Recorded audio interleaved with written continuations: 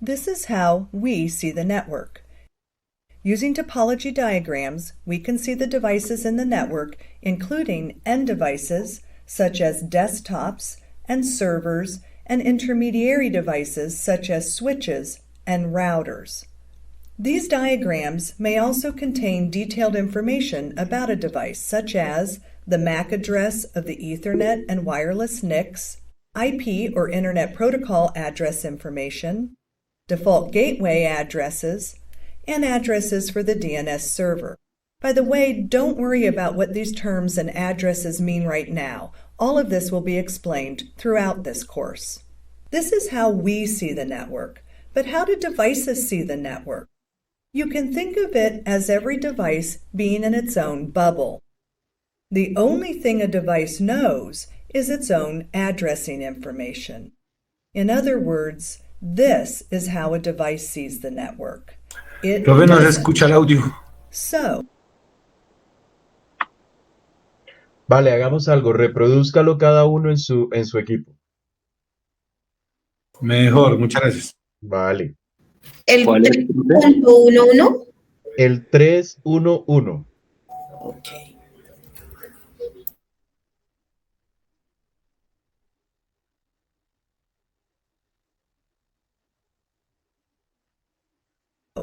How does a device know its IP address and what network it belongs to? How does a device know if the destination is another network and the information has to travel through intermediary devices? How does the source device know where to send it next? How does the source device know if the information it sent was received or if it needs to resend anything that might not have reached the destination? The answer to all of these questions is protocols, the rules that govern how devices communicate. Most network communications are broken up into smaller data units, which we can refer to as packets. When packets are sent on a network, many protocols are involved to help them reach their final destination, each accomplishing a different task. There are protocols such as Ethernet and wireless protocols that physically connect the device to the network. The protocols DHCP and ICMPv6 provide IP addressing information, including IP addressing that tells the device what network it belongs to, the address of the default gateway that tells the device where to send packets that are destined for another network, and the address of the DNS server for when a device knows the domain name of a destination but needs the destination's IP address. For instance, when a user requests a web page from a web server, such as www.example.com, the device asks the DNS server for the IP address of the domain name www.example.com. IP is used to deliver the packet from the source of the information to its final destination, in this case the web server, similar to sending a letter. The web server will then respond back with the requested web page. TCP is a protocol used to guarantee reliability. In other words, to make sure all the information that was sent was received, such as the information that makes up the requested web page. If any of the IP packets don't make it to the destination, TCP resends them. So although we see the network like this, remember, it's a combination of many different protocols that allow devices to really see their place in the network and how to communicate with other devices. Listo, profe. Yo también ya acabé. Vale, listo. Bueno, entonces, en el 312, Fundamentos de la Comunicación, esto está relacionado con el video que acabamos de ver. Las redes pueden variar en lo que respecta al tamaño, la forma y la función. Una red puede ser tan compleja como los dispositivos conectados a través de Internet, o tan simple como dos PCs conectadas directamente entre sí mediante un único cable, o puede tener cualquier grado de complejidad intermedia. Sin embargo, para realizar simplemente la conexión física por cable o inalámbrica entre los terminales, no es suficiente para habilitar la comunicación. Para que se produzca la comunicación, los dispositivos deben saber cómo comunicarse. Las personas intercambian ideas mediante diversos métodos de comunicación. Sin embargo, todos los métodos de comunicación tienen tres elementos en común. Los orígenes de los mensajes. Los orígenes de los mensajes son las personas o los dispositivos electrónicos que deben enviar un mensaje a otras personas o dispositivos. Destino del mensaje, receptor. El primero, orígenes, es un emisor. El segundo, destino del mensaje, es un receptor. El destino recibe el mensaje y lo interpreta. Y el canal de comunicación, que está formado por los medios que proporcionan el camino por el que el mensaje viaja desde el origen hasta el destino. Y un cuarto componente, aunque no lo diga aquí, es el mensaje como tal, porque sin mensaje pues no hay sentido de comunicación.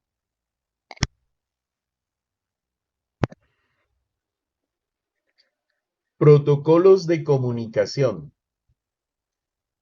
El envío de este mensaje, ya sea mediante comunicación cara a cara o a través de una red, está regido por reglas llamadas protocolos.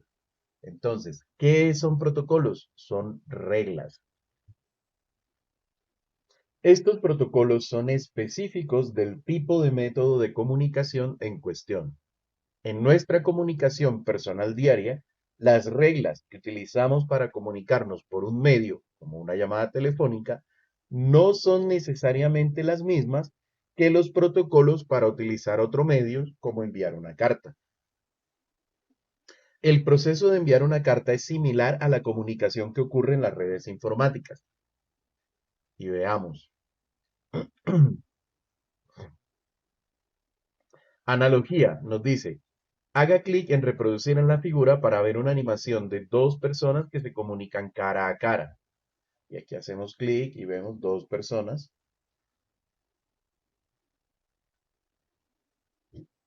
que se transmite un mensaje y llega al lado del otro. Dice, a ver.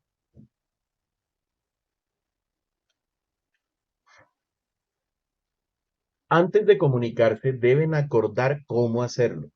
Si en la comunicación se utiliza la voz, primero deben acordar el idioma. A continuación, cuando tienen un mensaje que compartir, deben poder dar formato a ese mensaje en una manera que sea comprensible. Si alguien utiliza el idioma español, pero la estructura de las oraciones es deficiente, el mensaje se puede malinterpretar fácilmente. Cada una de estas tareas describe protocolos implementados para lograr comunicación.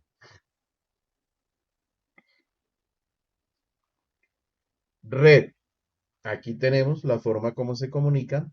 La red también, un mensaje que se transmite a través de los medios y se recibe. Como se muestra en la animación, esto también es cierto para las comunicaciones por computadora.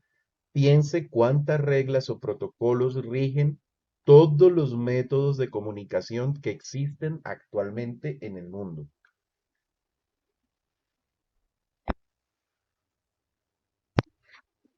A ver, miren, y es que nosotros miramos la comunicación oral o verbal como algo simple, pero hay cualquier cantidad de cosas que nosotros damos por sentados, pero que son acuerdos tácitos que hay para la comunicación. Por ejemplo, el idioma, las palabras que se usan. No es lo mismo cuando nosotros conversamos con otro adulto que cuando conversamos, por ejemplo, con un niño muy pequeño. Utilizamos palabras diferentes para comunicarnos con ese niño, a pesar de que el idioma que estamos utilizando es el mismo que utilizamos regularmente con un adulto. Si vamos a hablar con otra persona que habla otro idioma, pues nos ponemos de acuerdo en qué idioma es el que nos quede mejor. Si los dos hablamos inglés, aunque el idioma nativo de uno sea chino y el del otro sea español, pues se acordará el hablar en inglés. Hay otras normas que acordamos como la velocidad al hablar. Hay personas que hablan muy rápido y es difícil entenderlo. Otro, el tono de la voz. Si la persona habla muy bajo, puede que no le escuchemos bien el mensaje y si habla muy alto, puede que sea molesto hablar con esa persona. Entonces hay una cantidad de reglas y estándares que nosotros inconscientemente aplicamos a la hora de la comunicación verbal. En la comunicación escrita tenemos toda suerte de protocolos. Iniciamos con un saludo, especificamos un asunto, escribimos un cuerpo, nos despedimos, firmamos el mensaje, etcétera, etcétera. Siempre hay reglas y protocolos que rigen la comunicación. Ahora, ¿cómo se establecen esas reglas? Antes de comunicarse entre sí, las personas deben utilizar reglas o acuerdos establecidos que fijan la conversación. Considere este mensaje, por ejemplo. Humanos, comunicaciones, las entre los gobiernan reglas. Es muy difícil comprender mensajes que no están correctamente formateados y que no siguen las reglas y los protocolos establecidos. La estructura de la gramática, el lenguaje, la puntuación y la oración hace que la configuración humana sea comprensible para muchos individuos diferentes. Este mensaje pues me costó más leerlo que el resto del texto porque está mal escrito. Tiene palabras pegadas, tiene palabras que en realidad no concuerdan en el contexto del mensaje, etcétera, etcétera. Observe cómo es difícil leer el mensaje porque no está formateado correctamente. Debe escribirse usando reglas, es decir, protocolos, que son necesarias para una comunicación efectiva. El ejemplo muestra el mensaje que ahora está correctamente formateado para el lenguaje y la gramática. Y ahora sí, las reglas gobiernan las comunicaciones entre los humanos. Es muy difícil comprender mensajes que no están correctamente formateados y que no siguen las reglas y los protocolos establecidos. Las estructuras de la gramática, el idioma, la puntuación y la oración hacen que la configuración sea humanamente comprensible para muchos individuos diferentes. Totalmente a lo que se leyó primero, totalmente diferente.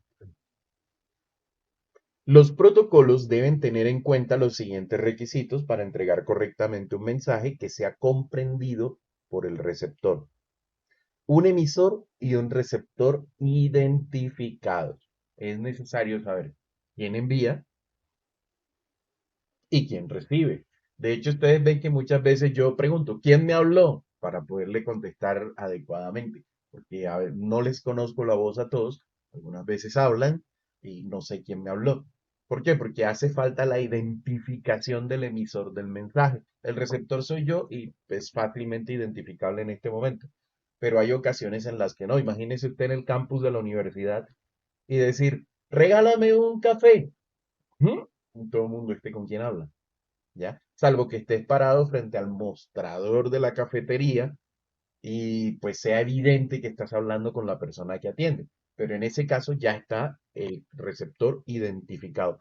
Lo mismo cuando enviamos un mensaje por paquetería. Nosotros debemos colocar nuestra dirección como emisores y la dirección de quien debe recibir como receptor del paquete.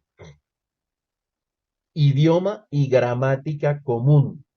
No sería posible la comunicación, o por lo menos no con todos, si yo ahora empezara a dar este discurso en mandarín, por ejemplo. No tendríamos un idioma común que permitiera que yo les entendiera a ustedes y ustedes me entendieran a mí. Entonces, eso es necesario. Velocidad y momento de la entrega.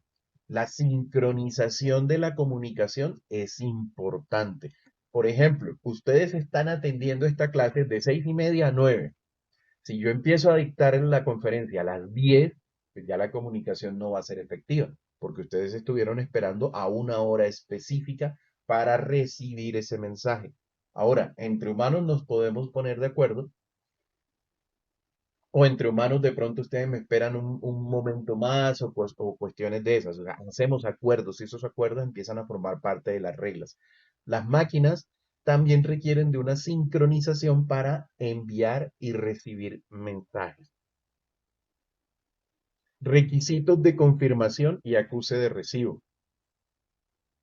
A pesar de que yo sé que la comunicación que tenemos en este momento es relativamente confiable, eh, generalmente les pregunto, chicos, ¿me escuchan? ¿Por qué? Porque es necesario para que la comunicación sea efectiva recibir una confirmación del mensaje. Hay esquemas de comunicación en los que es imprescindible esa confirmación. Hay otros esquemas en los que esa confirmación se sacrifica en pro de la velocidad, ¿sí? De la velocidad de transmisión. Cuando requiero transmitir información muy rápido, por ejemplo, en el caso del video, cuando quiero transmitir video en vivo muy rápido, sacrifico las confirmaciones en pro de que la transmisión del video sea rápido. Pero cuando estoy transmitiendo, por ejemplo, un archivo por la red o estoy enviando un correo electrónico, no me interesa tanto la velocidad como la confiabilidad. Entonces, prefiero que el mensaje de correo electrónico se demore un poco más en llegar, pero que el mensaje llegue completo. ¿Por qué? Porque en el caso del video, un video, por ejemplo, puede estar compuesto por 30 fotos por segundo. 30 fotos en un segundo. Si se pierde alguna, será apenas perceptible. Es decir, usted, el ojo humano verá que hubo una falla en el video, pero usted siguió viendo el video. En el caso de un mensaje, si se pierde un bit, es probable que el mensaje completo ya no pueda ser leído. Con un bit que se pierda. Entonces, ahí entramos a jugar con eso. Eh, Requisitos de protocolo de red. ¿Hasta ahí hay alguna pregunta o todo está claro? Todo está claro. No, claro, profe. Vale, perfecto. Requisitos de protocolo de red. Los protocolos utilizados en las comunicaciones de red comparten muchos de estos fundamentos. Además de identificar el origen y el destino, los protocolos informáticos y de red definen los detalles sobre la forma en que los mensajes se transmiten a través de una red. Los protocolos informáticos comunes incluyen los siguientes requisitos: codificación de los mensajes, formato y encapsulación o encapsulamiento del mensaje. Ya vamos a ver qué es todo esto. Tamaño del mensaje, sincronización del mensaje y opciones de entrega del mensaje. Codificación del mensaje. ¿A qué hace referencia? Uno de los primeros pasos para enviar un mensaje es codificarlo. La codificación es el proceso mediante el cual la información se convierte en otra forma aceptable para la transmisión. Y la decodificación revierte ese proceso para interpretar la idea. Eso es más o menos el mensaje que yo les transmito. En realidad se origina en forma de pensamientos, una idea en mi cabeza, ¿sí? Es el mensaje original. Pero ese mensaje yo, para poderlo transmitir por el medio que estoy utilizando ahora, que es el aire a través del sonido, no ondas de radio como el Wi-Fi, sino el sonido, por lo menos el sonido hasta el micrófono, para que de ahí hay otro proceso y sale por sus auriculares como sonido nuevamente.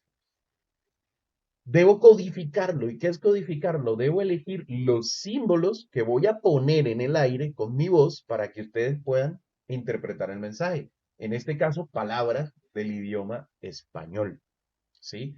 Podría utilizar el idioma inglés o el idioma francés y sería otra codificación, a pesar de que va por el mismo medio, el aire, y que el instrumento es el sonido, el instrumento, digamos, de comunicación o la voz. ¿La decodificación en qué consiste? Ustedes reciben a través de sus auriculares el sonido, eso llega a sus oídos y ustedes, con todo el conocimiento previo que tienen del idioma español, transforman esas palabras en ideas nuevamente en su cabeza. Entonces, ese es el proceso de codificación y decodificación. Aquí tenemos otra animación de estas. La verdad es que no es que sean tan buenas estas animaciones, pero ahí va. Se genera la idea en la cabeza de la persona, se transmite mediante la voz, aunque en la foto no parece que estuvieran hablando, y una idea igual, aunque en realidad nunca es igual. En las máquinas sí, pero en la mente humana no. Una cosa es lo que yo pienso, otra lo que logro transmitir, otra lo que ustedes escuchan y otra luego lo que comprenden. Es similar a mi idea, a la idea que se formó en mi cabeza, la que ustedes generan en la suya, pero no es exactamente igual. En las máquinas, en cambio, lo que se transmite y lo que se decodifica sí es exactamente igual. Entonces dice, imagine una persona llama a un amigo para discutir los detalles de una hermosa puesta de sol. Haga clic en reproducir en la figura para ver una animación de codificación del mensaje. Para comunicar el mensaje, ella convierte los pensamientos en un mensaje acordado. Luego dice las palabras utilizando los sonidos y las inflexiones del lenguaje oral que transmiten el mensaje. La otra persona escucha la descripción y decodifica los sonidos para entender el mensaje que recibió. Imagínense algo, imagínense por ejemplo que ahora llega una raza alienígena a la Tierra y usted tiene que describirle qué es un perro, de tal manera que él no lo confunda con, por ejemplo, un gato. Imagínese la cantidad de detalles que tendría que dar, ¿sí? En el caso del pensamiento humano. Que si el pelo, que si el hocico, que si la nariz, que si la oreja, y con todo y eso, es muy fácil que con solo las palabras ese perro sea confundido con un gato, por ejemplo, o con un lobo, o con algún otro animal parecido. Entonces, en el caso de los humanos, el tema no es tan preciso, pero en el caso de las máquinas, es muy preciso. En la red, también reproducimos la animación y es lo mismo, está la fotografía, se envía, se codifica, se envía, se decodifica y aquí sí podemos confiar que es igual. Bueno, salvo que haya errores de comunicación. La codificación entre host debe tener el mismo formato adecuado para el medio, o debe tener el formato adecuado para el medio.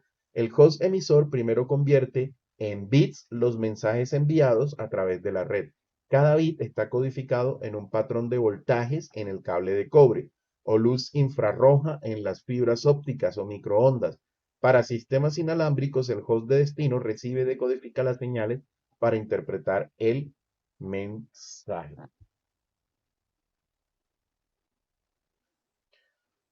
Formato y encapsulación del mensaje. Cuando se envía, y bueno, lo que hablaba aquí, de que se debe codificar o debe tener un formato adecuado para el medio a que hace referencia.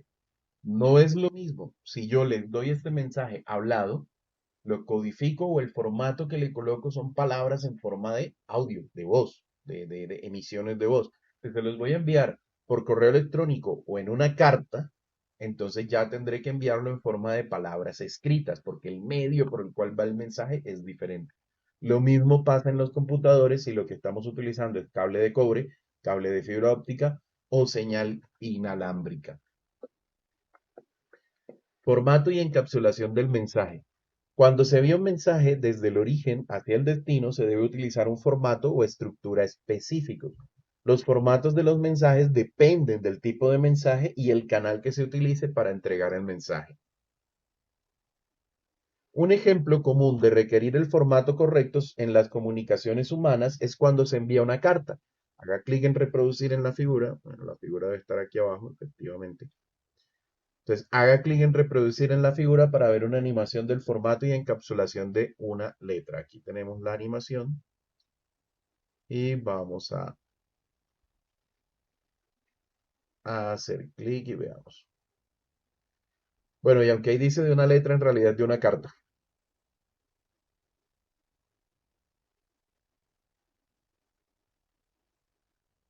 Se identifica el emisor, se identifica el receptor,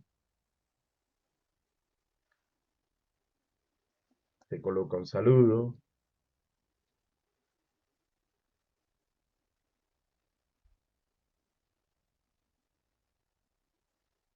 se coloca el contenido del mensaje como tal,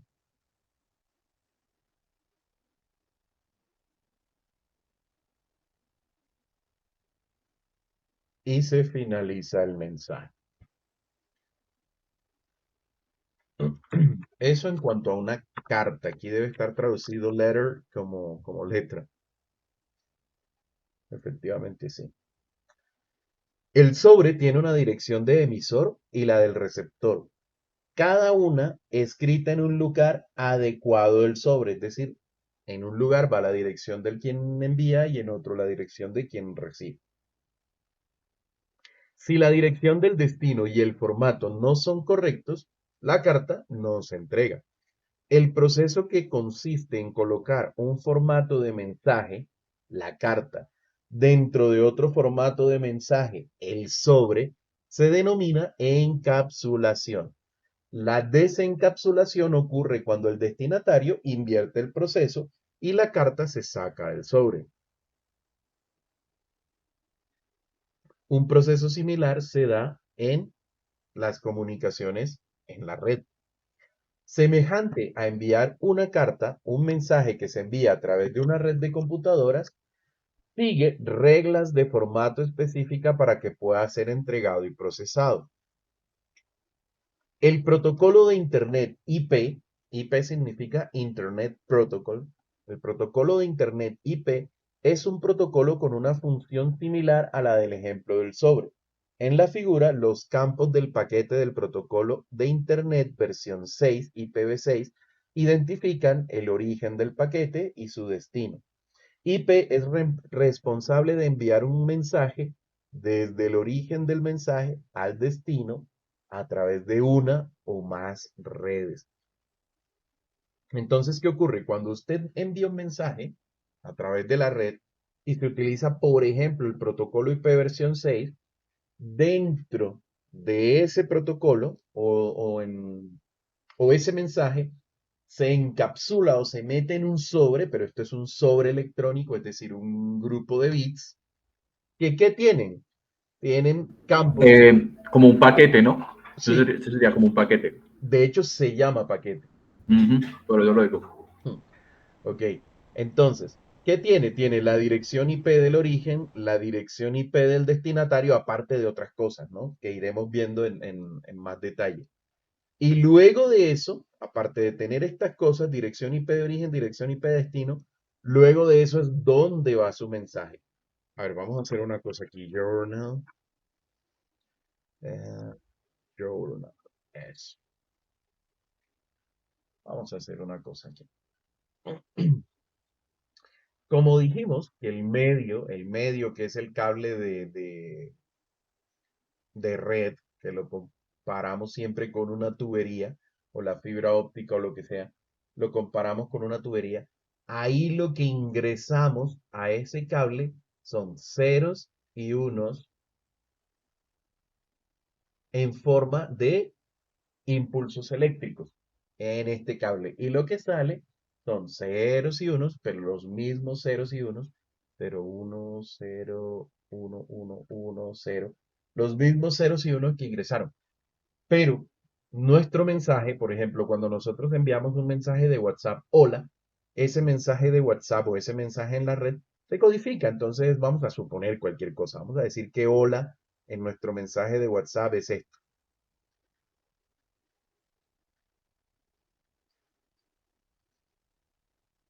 Ese es nuestro mensaje de WhatsApp.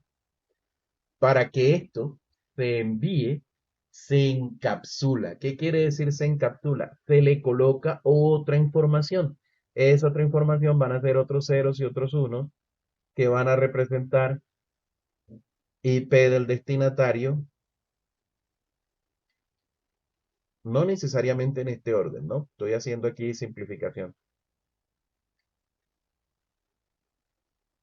IP origen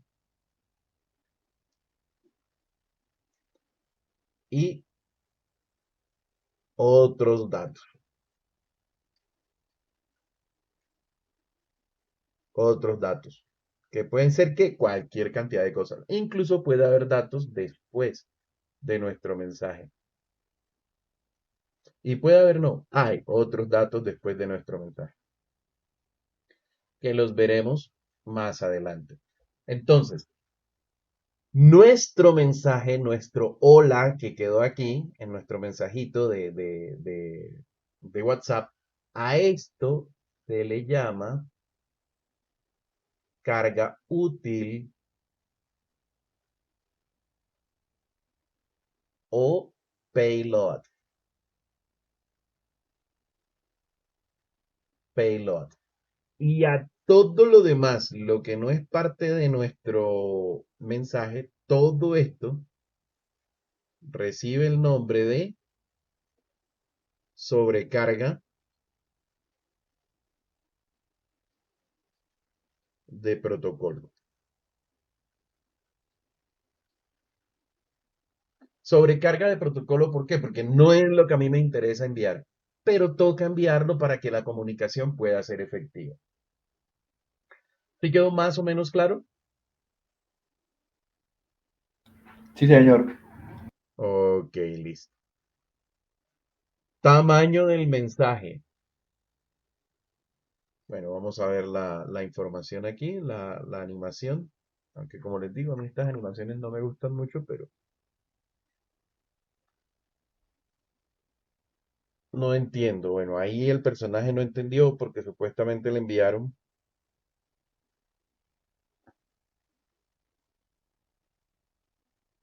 mucha información. Tamaño del mensaje. Cuando las personas se comunican, los mensajes que envían normalmente están divididos en fragmentos más pequeños u oraciones. El tamaño de estas oraciones se limita a lo que la persona que recibe el mensaje puede procesar por vez, como se muestra en la figura. También hace que sea más fácil para el receptor leer y comprender. Efectivamente, no solamente se limita a lo que el receptor es capaz de comprender, sino a lo que el transmisor es capaz de producir. Yo, aunque quisiera, no les puedo dar en un solo golpe de voz o en un solo disparo de información todo el curso, por ejemplo. Entonces, es una limitación en el transmisor. Pero ustedes tampoco están diseñados, digamos, funcionalmente para recibir al estilo Matrix toda la información en un solo envío de voz. Eh, Eso hace que nuestros mensajes vayan limitados en tamaño. Incluso estamos acostumbrados de que el material escrito lo tenemos dividido en capítulos y secciones. Incluso la literatura.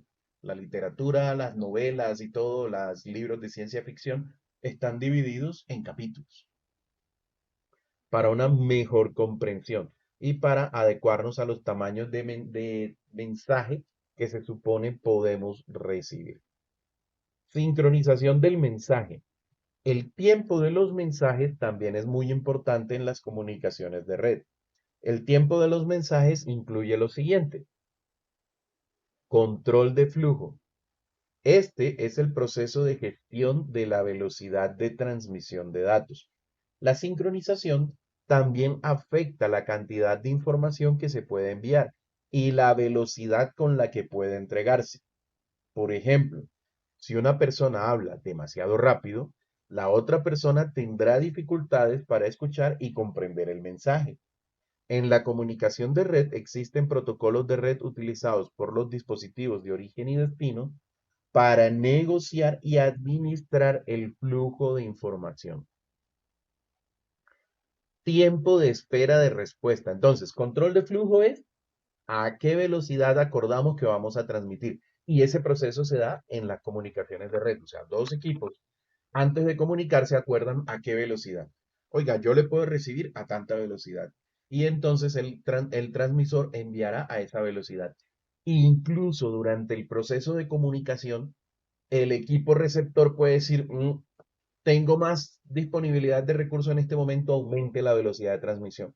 O tengo congestión en este momento, disminuya la velocidad de transmisión. Todo eso se puede dar en medio de una comunicación entre dos hosts. Tiempo de espera de la respuesta. Response timeout. Si una persona hace una pregunta y no escucha una respuesta antes de un tiempo aceptable, la persona supone que no habrá ninguna respuesta y reacciona en consecuencia.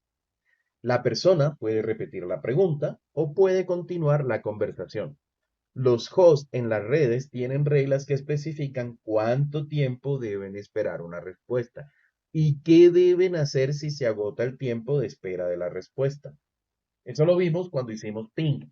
Si recuerdan que cuando hacíamos ping había veces que nos decía ping timeout. ¿Eso a qué hacía referencia? A que el tiempo de espera para recibir una respuesta desde el otro equipo se había agotado. El método de acceso. El método de acceso determina en qué momento alguien puede enviar un mensaje. Haga clic en reproducir en la figura para ver una animación de dos personas hablando al mismo tiempo. Luego se produce una colisión de información y es necesario que las dos retrocedan y comiencen de nuevo. Del mismo modo, cuando un dispositivo desea transmitir en una LAN inalámbrica, es necesario que la tarjeta de interfaz de la red NIC WLAN determine si el medio inalámbrico está disponible. El control de acceso o el método de acceso determina en qué momento se pueden transmitir información. Hay dos tipos de medios, unos que son medios compartidos y otros que son medios no compartidos. ¿Cuáles son los medios no compartidos? Por ejemplo, a través de un switch. Cuando tenemos cable a través de un switch, aunque estamos utilizando el mismo switch, cada host tiene su canal. Entonces, eso es un medio no compartido. Y los equipos pueden transmitir en cualquier momento. No tienen que preocuparse por si el medio está ocupado o no, porque el medio es su propio cable y ellos son los únicos que lo usan. En el caso del inalámbrico, en cambio, donde el medio es el aire y el espectro radioeléctrico, los hosts sí deben primero escuchar. ¿Hay transmisión? Sí, espero. ¿Hay transmisión? Sí, espero. ¿No hay transmisión? Listo, transmito. Y cada host, cuando empieza a transmitir, tiene un tiempo máximo en el que puede estar transmitiendo. ¿Para qué? Para permitirle que todos puedan transmitir. Entonces, eso, aunque en la práctica suena lento, pues ya miremos que sí funciona. Y aquí tenemos nuestra animación. Vamos a ver. Dos personas hablando al mismo tiempo. Lo siento, no entendí. Lo siento, no entendí. Creo que esto hay que ponerlo más pequeño para que se vea. Ok. Las dos personas hablan al mismo tiempo. No entendieron y deben volver a comenzar.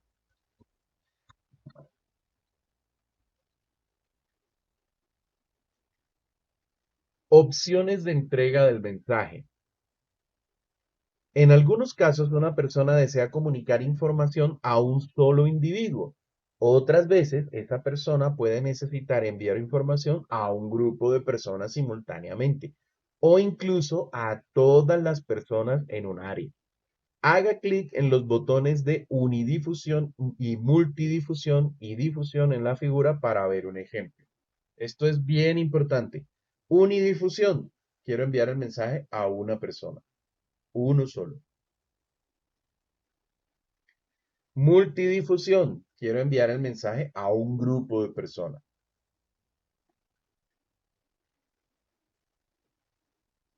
Bueno, multidifusión y esto se llama difusión simplemente. En difusión le envío el mensaje a todo el grupo de personas. ¿Sí? Imagínense ustedes en un salón de clases y en un salón de clases yo puedo decir, Pedro, tal cosa, es un mensaje de unidifusión. Pero puedo tener otro mensaje que envío. Señores en la cuarta fila, hagamos tal ejercicio. Entonces ya le estoy hablando a un grupo. Pero cuando yo digo, estudiantes, buenas noches, le estoy hablando a toda la clase. Entonces, esos son los ejemplos clásicos de unidifusión, es comunicación uno a uno. Multidifusión es comunicación uno a varios. Y difusión es comunicación de uno a todos. Eso, en terminología de redes, aunque lo vamos a encontrar así, se llaman unidifusión, se conoce como unicast. Multidifusión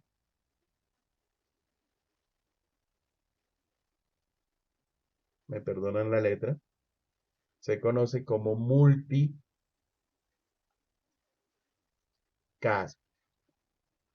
Y difusión se conoce como broadcast o broadcast. Estos tres términos es importante que los memoricen. Unicast, multicast y broadcast. y lo que significan cada uno.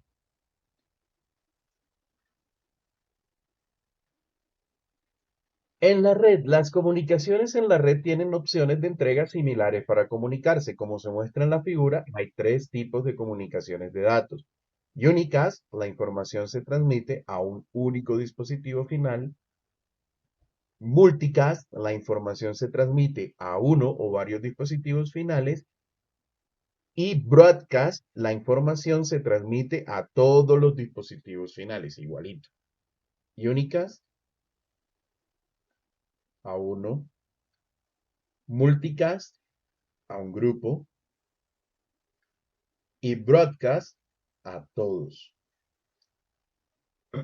¿Y cómo se aplica el broadcast? Es que yo he oído más o menos como que hacen ataques de broadcast y eso, pero ¿cómo se aplicaría ya realmente? El ¿En qué broadcast, por forma? ejemplo, recuerdan que ayer vimos DHCP, ¿cierto? Vimos que DHCP hay un servidor DHCP, vamos a asumir que es un router que está haciendo las veces de servidor DHCP. DHCP. Eso está conectado a un switch. Y recordemos que ese switch puede estar conectado a muchos otros switches. Y tenemos por acá un PC que está configurado con dirección automática y tiene que arrancar. Y por aquí pues tenemos muchos otros PC. PC, PC, PC, PC, PC, PC. Resulta que este señor necesita obtener dirección IP, pero él no sabe quién es el servidor de HCP. Él no sabe la dirección del servidor de HCP porque es que él ni siquiera sabe su propia dirección, ¿sí? Él no sabe a quién tiene que pedirle la dirección de HCP. Entonces, ¿qué hace él? Él envía un mensaje broadcast. ¿Y qué característica tienen los mensajes broadcast? Que se reenvían a todos los dispositivos en la red. A todos los dispositivos en la red. Pero como él lo que está pidiendo es dirección de HCP, ¿quién le va a responder? Solamente el router es el que le va a dar respuesta. ¿Por qué? Porque el router es el único que tiene un servidor de HCP. Entonces le va a responder con la información. Los otros equipos van a ver, está pidiendo de HCP, no me interesa, no me interesa, no me interesa y no me interesa. Y descartan el mensaje. En ese tipo de casos se utilizan los broadcasts, por ejemplo. Ahora, ¿en qué consisten los ataques de broadcast? Que si yo empiezo a enviar muchos broadcasts, lo que voy a hacer es que voy a saturar la red y voy a saturar a todos los equipos, ¿sí? Y voy a hacer que la red se vuelva lenta. Eso es un tipo de ataque. Aunque en el módulo 2 vamos a ver con más detalle esos ataques, cómo se dan y cómo nos protegemos de ellos. En el módulo 2 vamos a aprender a configurar la red para que no sea vulnerable a ese tipo de ataques como los ataques de broadcast. Ya. Y eso y una tormenta de broadcast hacen como referencia al mismo concepto al que usted explicó, Una o tormenta de es broadcast diferente. es otra cosa. Una tormenta de broadcast es cuando, por ejemplo, tú tienes un switch, tienes otro switch, tienes otro switch, por ejemplo, y tienes otro. Vamos a suponer otro switch. Y los tienes conectados todos. Y tú por acá tienes un PC. Y por acá tienes nuevamente el servidor de HCP, el router de HCP. Resulta que existe la posibilidad, vamos a suponer que estos no son switch en realidad. En un switch no pasa eso. Estos son hubs.